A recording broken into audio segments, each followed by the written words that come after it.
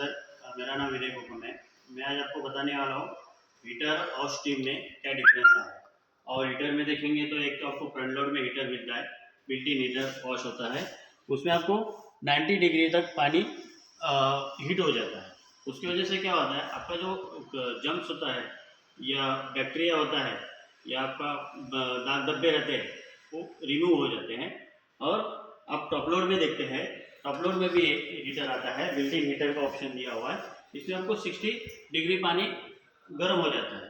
तो दोनों में डिफरेंस एक ही है, यहाँ पे आपको डिग्री पानी हॉट ज़्यादा होता है, तो उसकी वजह से बैक्टीरिया वगैरह चिल्ड हो जाते हैं।